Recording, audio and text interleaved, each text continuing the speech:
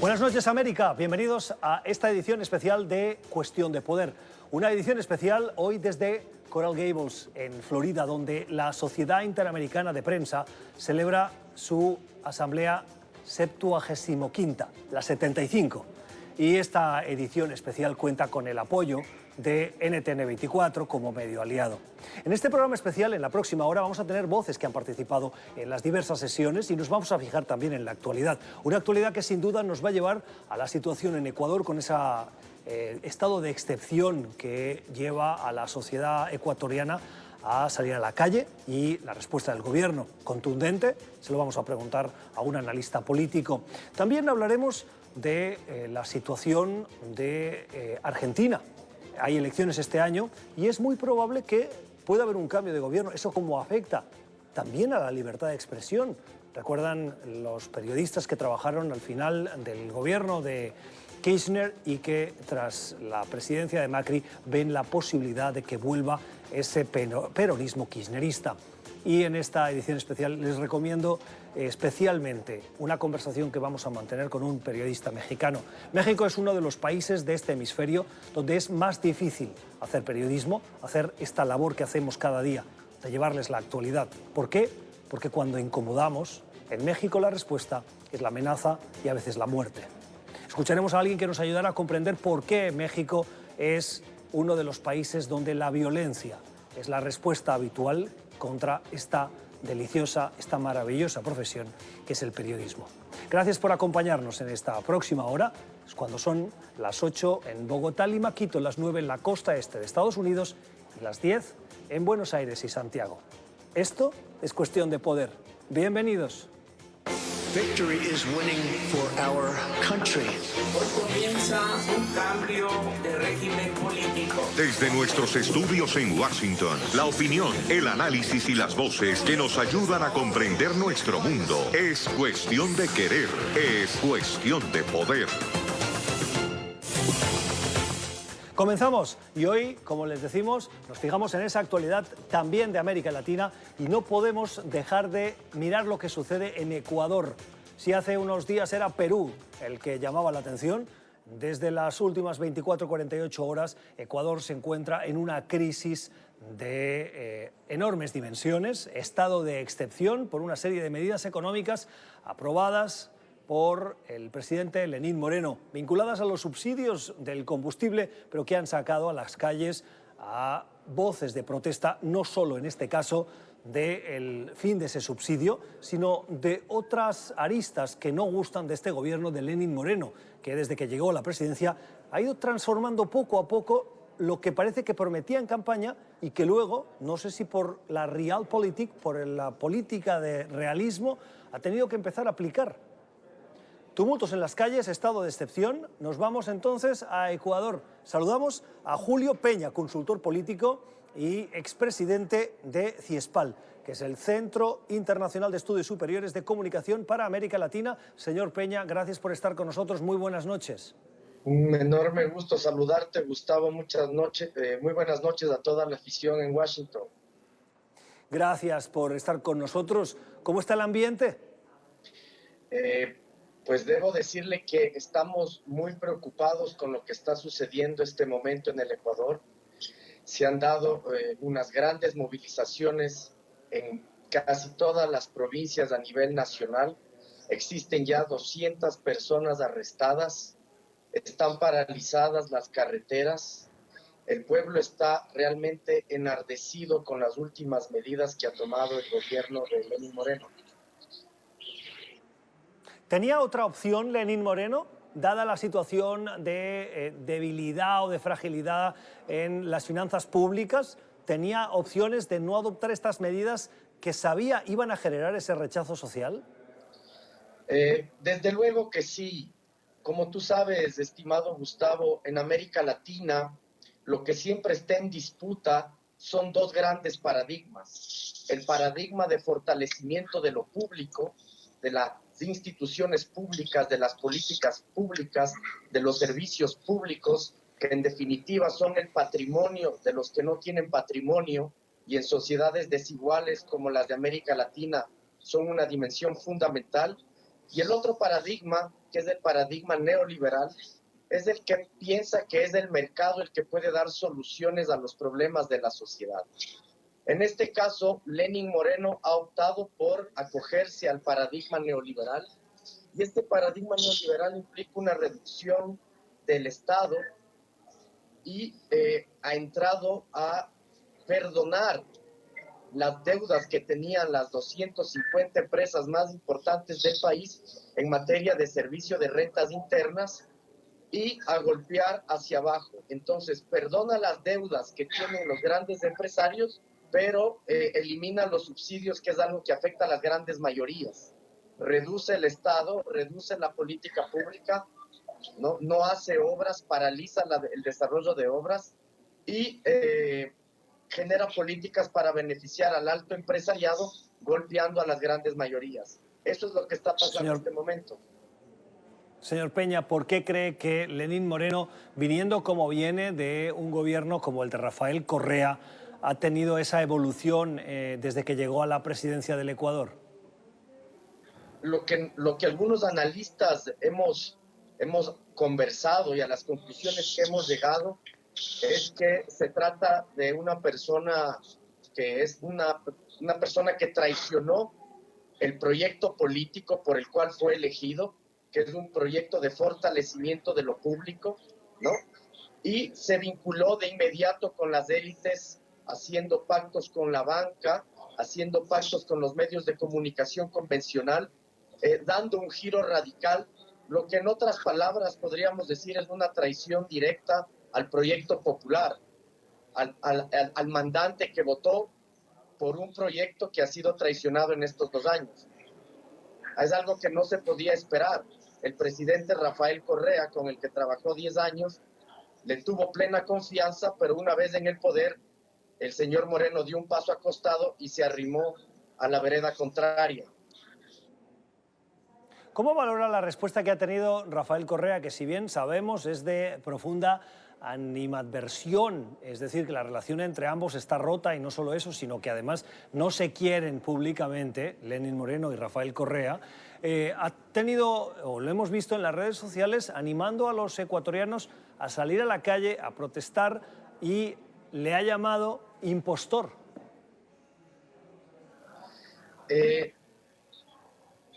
Lastimosamente en el Ecuador caemos normalmente en este debate de dimes y diretes, que es para mí una forma de reducir la importancia que tiene el campo político. Lo interesante sería discutir sobre las posiciones que tienen cada uno en cuanto a planes de desarrollo para el país, a planes que vengan a generar soluciones para las grandes mayorías.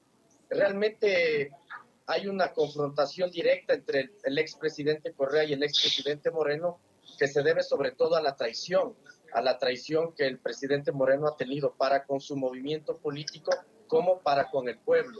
Yo creo que a esto se debe esta tensión que tienen entre cada uno de ellos.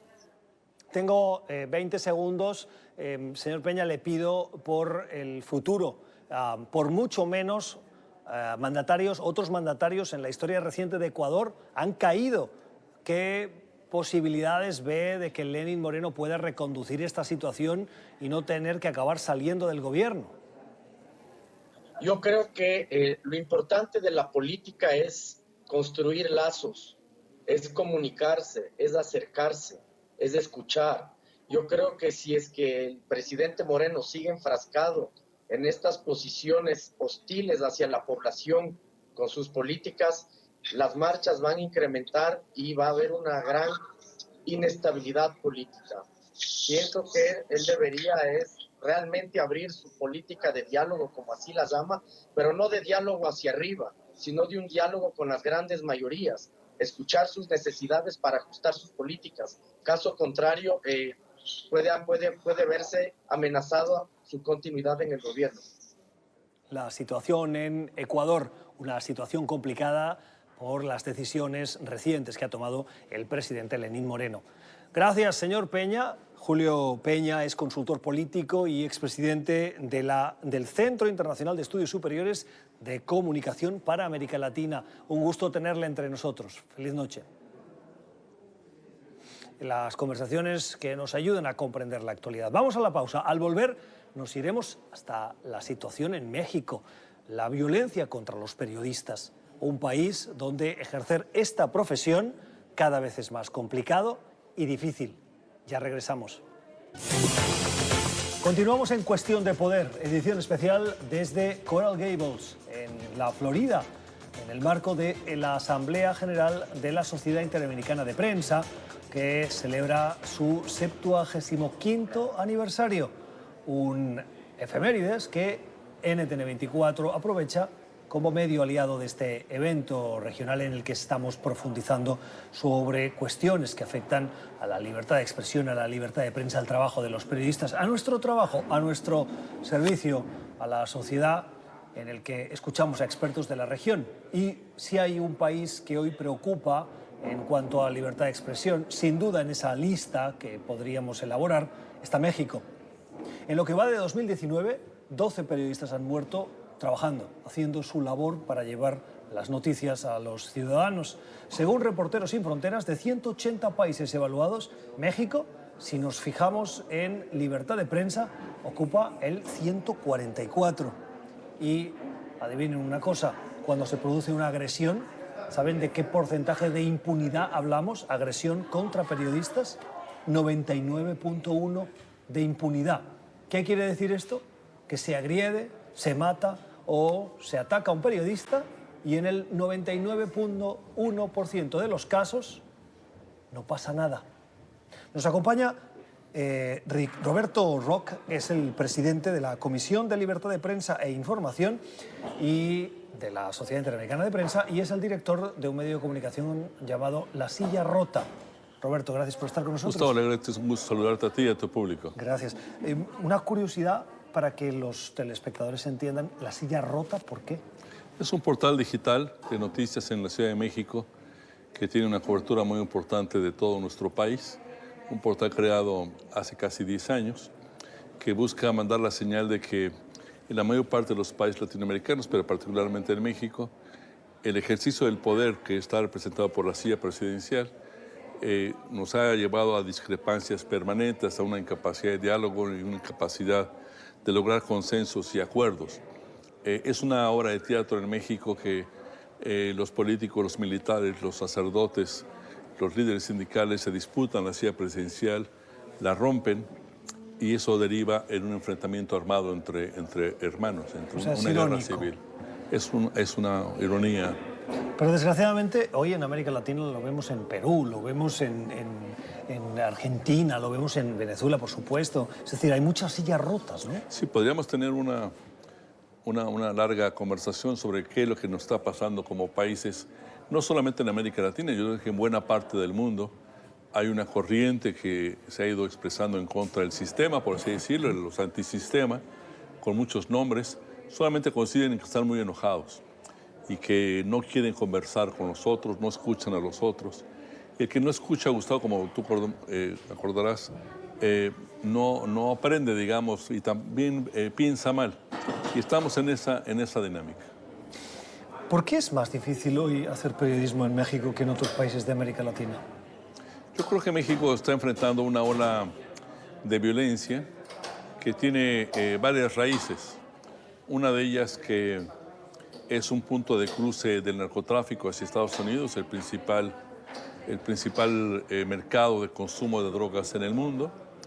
Los norteamericanos siempre han acusado a México de ser el trampolín de las drogas hacia ellos. Algún presidente mexicano les dijo, sí, nosotros somos el trampolín, pero ustedes son la alberca. Y es uno de los factores. La droga cruza por México y a su paso va dejando olas importantes de consumo de drogadictos. Muchas veces las mafias de todo el mundo que utilizaron a México para pasar y siguen utilizando a México para pasar, pagaban no con dinero, con dólares, sino con droga. Y eso hacía que la droga se abaratara en el país y creciera el número de adictos. Ese crecimiento creó mercados o plazas, como le llaman ahora los expertos, especialmente donde hay mucha población o donde hay muchos turistas y se consume mucha droga. Entonces hay bandas nacionales e internacionales que se disputan esas plazas dentro del país de manera cada vez más violenta. Y en la medida que la autoridad las ataca, que desmembra estos grandes cárteles, surgen pequeños cárteles, digamos, se dispersan, se multiplican, y cada uno disputa una misma plaza, por ejemplo, la Ciudad de México o Cancún o la frontera, y esta disputa se expresa o es ganada porque es más violento. Entonces estamos en un círculo infernal de violencia donde también la desigualdad del país, también una serie de valores rotos, yo creo, como sociedad, no hacen sino alimentar este círculo de violencia. Y en medio de todo eso está el periodismo, que no solamente es una víctima colateral de la violencia, como le ocurre a muchos mexicanos. Cada año en México asesinan a cerca de 30,000 personas en mi país. Se estima que cada año se producen 3 millones de delitos en México, la mayor parte de ellos quedan impunes. Y la violencia, los violentos, los narcotraficantes, pero también los actores de muchos otros tipos de delito, a veces utilizan a los periodistas para mandar amenazas, para castigar a un cártel o para simplemente, llaman ellos, calentar una plaza, calentar una región del país y provocar a la policía. Por muchos motivos diferentes, este gremio está siendo víctima de los violentos. Y a veces, sin darnos cuenta, incluso sin tener el registro correcto, hay políticos que utilizan a mafias del narcotráfico, que utilizan a sicarios del crimen para asesinar periodistas que están criticándolos, están investigando sus negocios, están haciendo señalamientos contra políticos. Hay políticos incluso que han amenazado a periodistas de que ellos tienen aliados en el narcotráfico, imagínate tú, y que si ese periodista lo sigue criticando o denunciando, lo van a mandar matar. ¿Qué han hecho mal los gobiernos? Porque estoy convencido de que no es que un gobierno se haya equivocado o que otro lo haya hecho peor o mejor que el anterior. Es algo que me parece que de manera sistemática podríamos atribuir o responsabilizar a los sucesivos gobiernos de la democracia reciente en América Latina, sí, si uno ve, en México. Si uno ve un buen número de países de América Latina encuentran las mismas constantes, encuentran... Pero no hay la misma violencia. No hay la misma violencia porque el narcotráfico tiene una lógica diferente por país. En el caso de México es un país de tránsito y es un país de venta de drogas muy importante y se busca controlar regiones específicas que forman una especie como de escalera, de estaciones hacia Estados Unidos, el gran mercado. En el caso, por ejemplo, de Centroamérica, lo que hay es una gran bodega de las drogas. Se comercia poco, las adicciones son menos, pero se busca controlar especialmente áreas donde las drogas son guardadas en espera de ser transportadas por tierra, básicamente, pero también por mar. En otras naciones de América Latina hay también muchos consumidores o hay otro tipo de lógica. Casi siempre el mercado es desde la zona de Colombia, desde la zona andina hacia el norte, pero puede fácilmente encontrarse ramificaciones de estas bandas en Argentina o en Chile o en otras regiones de nuestro subcontinente. Realmente es un problema sistémico y ahí es otra de las fallas de los gobiernos que no se ponen de acuerdo. Yo no quiero imaginar una fuerza multinacional, pero a lo mejor sería necesario algo así para enfrentar a un fenómeno que no es nacional, que es multinacional y que ni siquiera se reduce a la región latinoamericana o al continente, al hemisferio. Hay bandas en México, por ejemplo, el Cártel Jalisco Nueva Generación, que es una banda relativamente nueva, que se deriva a lo que fue en su momento el Cártel de Sinaloa. Pero el Cártel Jalisco Nueva Generación debe operar en más o menos 50 países del mundo, imagínate. Hasta Asia, hasta Arabia, en África, con distintas funciones cada uno de esos países, transportando distintos tipos de drogas. El mercado norteamericano es cada vez más un mercado, por ejemplo, de cocaína y de drogas de diseño, de drogas sintéticas. El mercado europeo también lo es así, pero otros mercados como el latinoamericano todavía tienen un componente muy importante. La marihuana, de ahí el debate de si debe legalizarse el uso lúdico de la marihuana o no. En fin, es un fenómeno tan complejo que es también alimentado, y es otro de los motivos, por el mercado de las armas. Entra tanto dinero en forma de drogas a la Unión Americana como sale en formas de armas. La mayor parte de los crímenes que se cometen, no solamente en México, sino en la mayor parte de nuestra región, en los países latinoamericanos, son crímenes cometidos con armas que fueron vendidas en Estados Unidos de manera legal, ni siquiera traficadas, ni siquiera ocultas, digamos, sino compradas en armerías en Texas o en California. Es un fenómeno muy sistémico, muy estructurado, que requiere, exige la responsabilidad de todos nuestros países, y es esa responsabilidad, particularmente la del país consumidor principal, Estados Unidos, que yo echo de menos. Muchas cosas ya por eso sobre la mesa. Escuchándote cuando hacías la descripción de la operación de los cárteles, me acordaba, y tal vez algunos televidentes que nos están acompañando ahora también lo han visto, la serie Narcos México. Sí. No sé si has tenido ocasión de verla. Quería preguntarte si lo que narra, aunque sea ficcionado, esa dinámica, ese funcionamiento responde a la realidad. Fíjate que desde que esto empezó, toda la ola de narcocorridos en las canciones o narcoseries, es algo en el que yo me he mantenido distante. Esta serie que mencionas, la he oído mencionar, como he oído mencionar una docena. ¿No ayudan a visualizar el problema?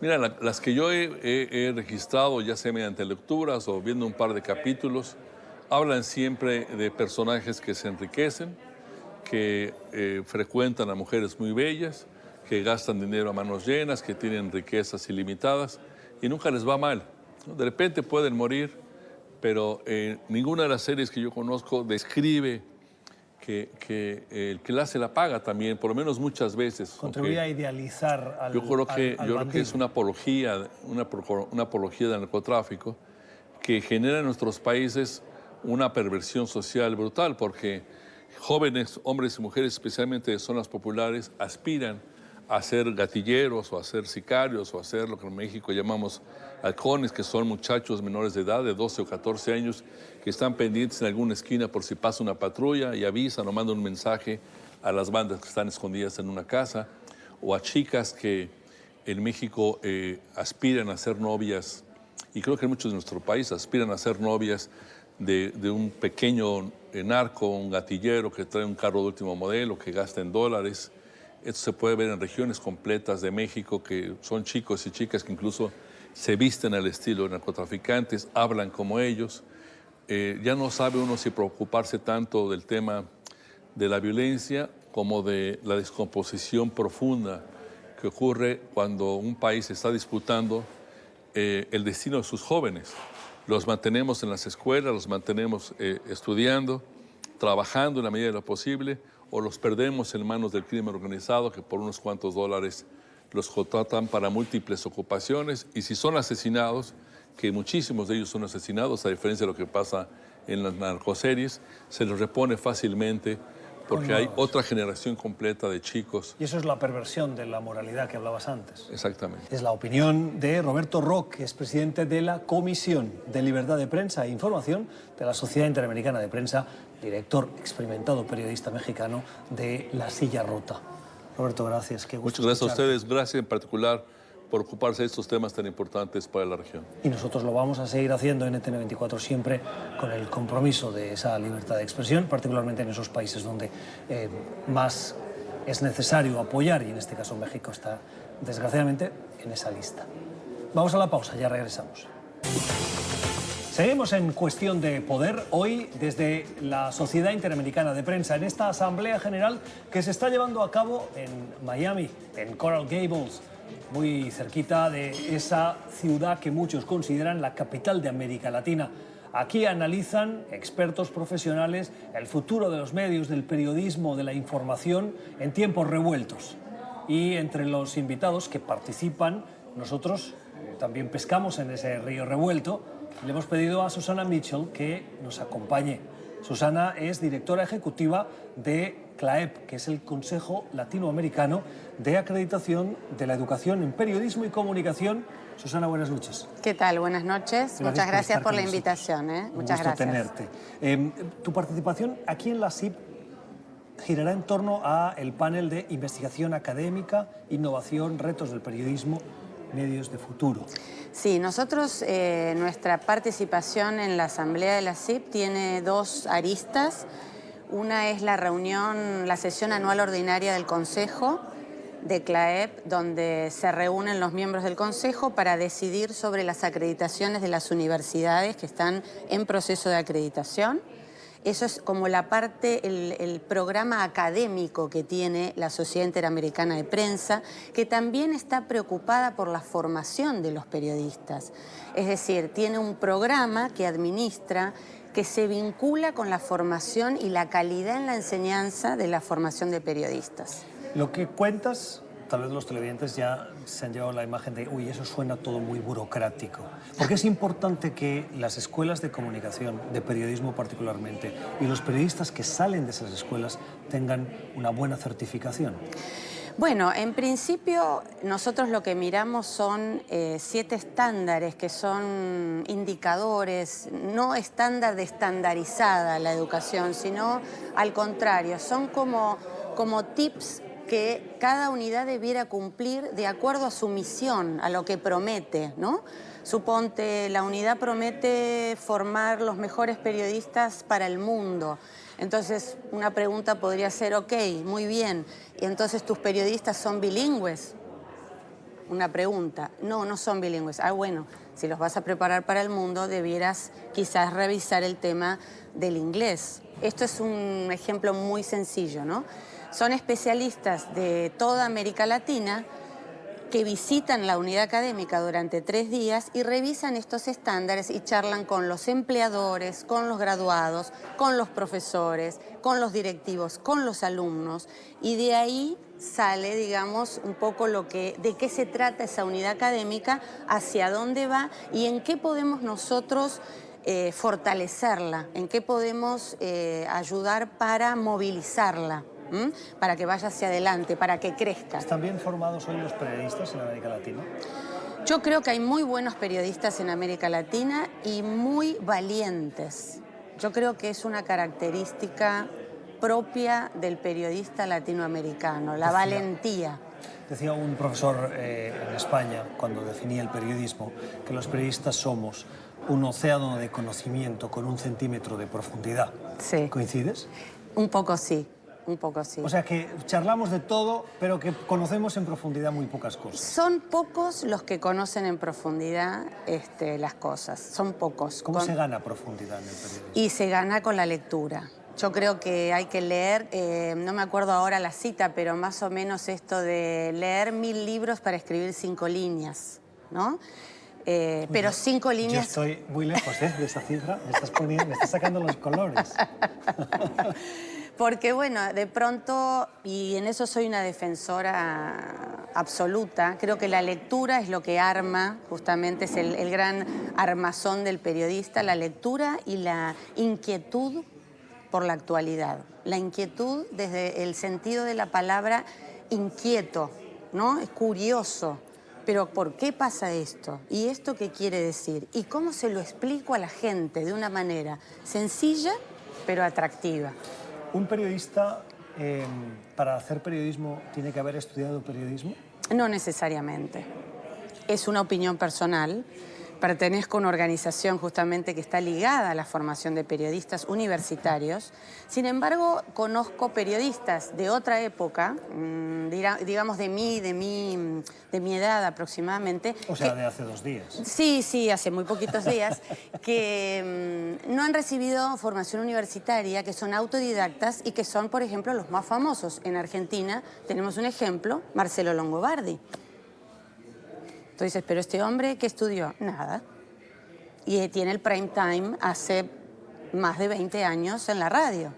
Entonces, otro ejemplo es Jorge Lanata. Nunca fue a una universidad. Entonces, son pocos los privilegiados autodidactas que luego se dedican al periodismo y brillan y tienen calidad periodística. Son pocos. Hay un modelo educativo en Europa, donde yo estudié periodismo, que es la apuesta de los segundos ciclos universitarios. Sí. Que tú llegas a hacer periodismo proveniente de un primer ciclo, es decir, para que todos nos entiendan, de la mitad de una licenciatura que has hecho en Derecho, matemáticas, arquitectura, Sí. Biología, Sí. y que no terminas, o sí, si tú quieres, pero que el único requisito para poder entrar es que hayas tenido ese primer ciclo universitario, y la Facultad de Periodismo te ofrece completar los 4 años. Como el mayor sería. Exacto. Claro. Y luego puedes terminarla, además de otros Claro. requerimientos, ¿no? Claro. Ese es un modelo más interesante, más seguro para garantizar periodistas Es- con cierta profundidad en algunos temas. Es un modelo que existe y existe exitosamente y se mezcla entre otros tantos modelos. ¿Por qué? Porque lo que tiene de rico Latinoamérica es que conviven una serie de modelos, todos diversos, y todos finalmente tienen un producto, que es el periodista, este periodista que contratan ustedes en los canales, en las redacciones, etcétera, y reúnen las mismas características prácticamente, es decir, diferentes modelos que dan el producto final parecido. Es encantador, si tú te lo pones a pensar es como mágico, ¿cómo puede ser? Es decir, este modelo que tú dices, después el modelo tradicional, el modelo por créditos. Nosotros, por ejemplo, tenemos un estándar en CLAEP que tiene que ver con currículum y donde el CLAEP sugiere un equilibrio entre liberal arts y professionals, que serían un 40-60, 60 liberal arts, 40 professionals. De todos los programas que nosotros revisamos, que son muchísimos en América Latina, todos van manejando de alguna manera o de otra ese equilibrio.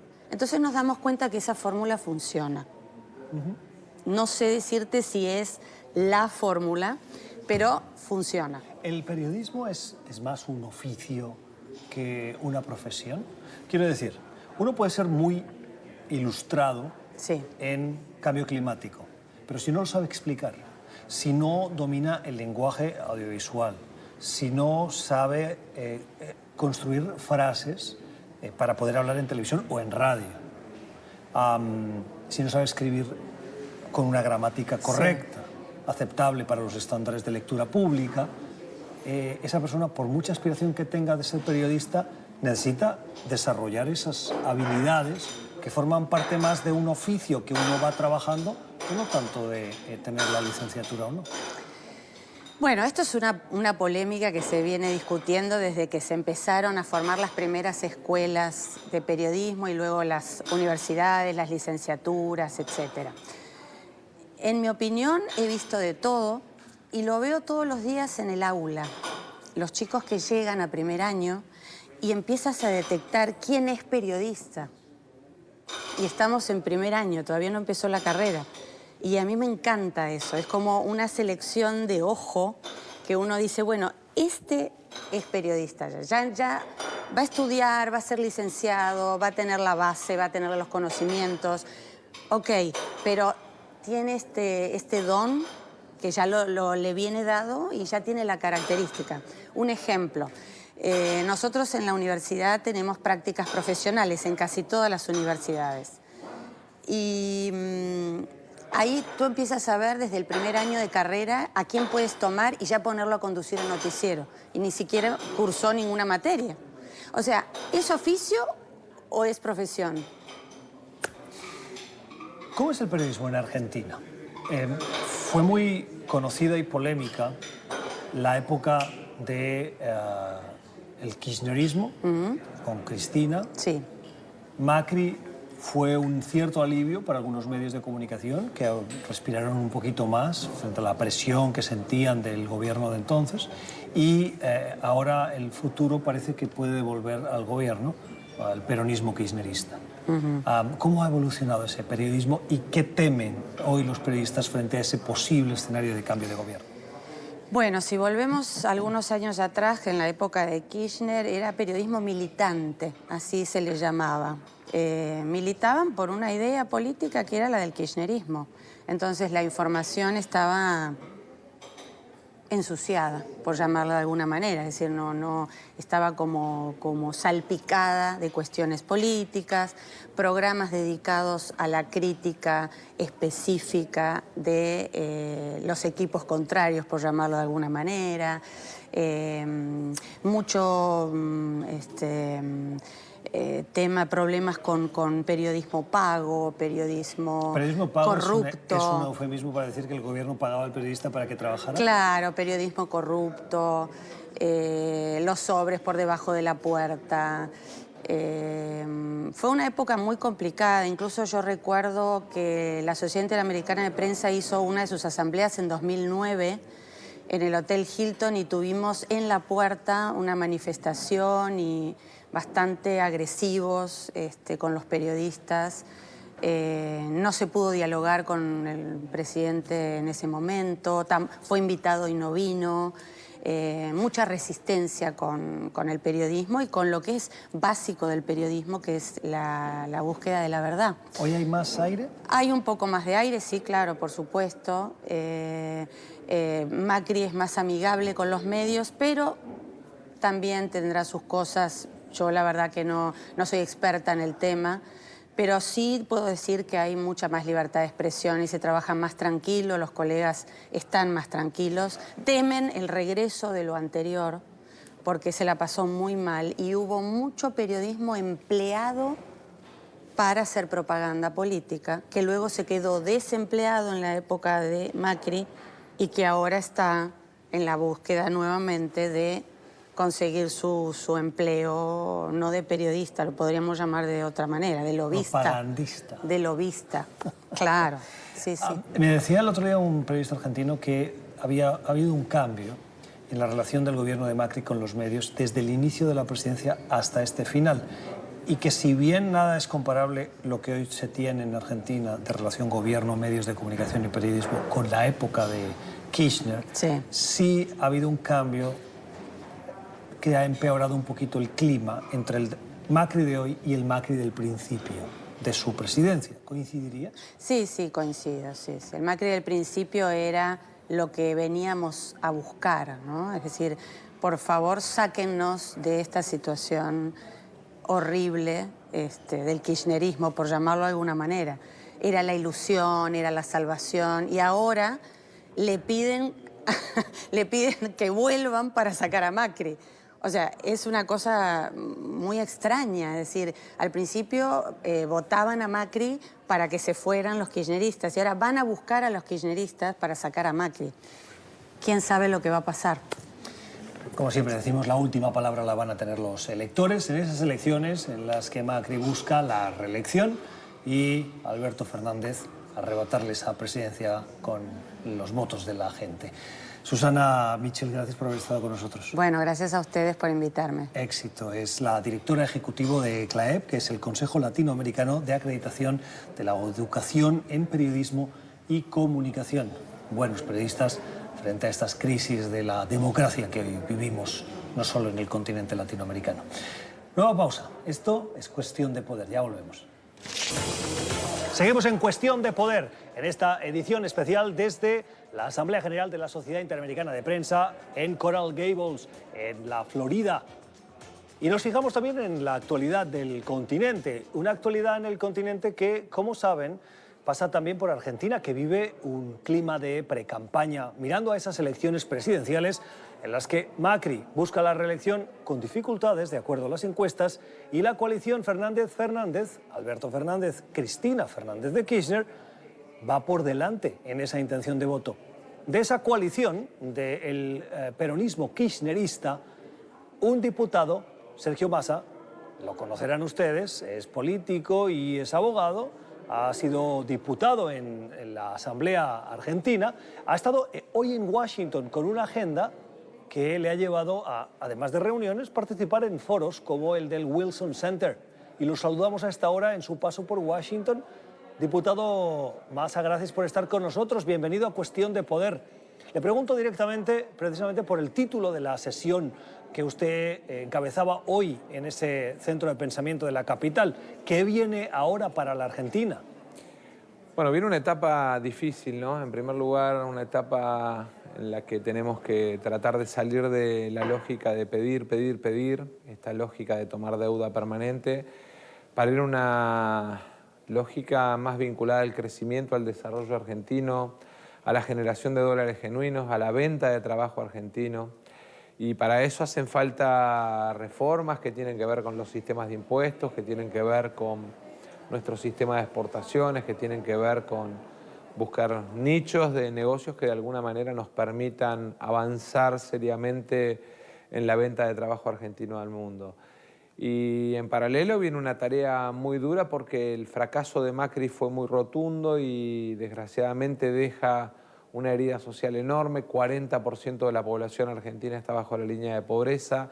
Más de la mitad de los chicos menores de 14 años están bajo la línea de pobreza de un presidente que dijo que había que juzgarlo por el resultado en la lucha contra la pobreza el día que asumió, y asumió con 26 puntos de pobreza. Habla usted de la deuda y del Fondo Monetario Internacional, un Fondo Monetario que tiene una gran influencia en Estados Unidos. Si llegara una victoria de Alberto Fernández, ¿hay espacios de diálogo para que Alberto Fernández se entienda con el presidente de Estados Unidos, Donald Trump, en ese contexto de riña, de rivalidad o de preocupación para la devolución de esa deuda que tiene Argentina con el FMI? Sin dudas. Nosotros vamos a encarar una relación madura, seria, una relación de colaboración con el gobierno de Estados Unidos y con todos los gobiernos de la región.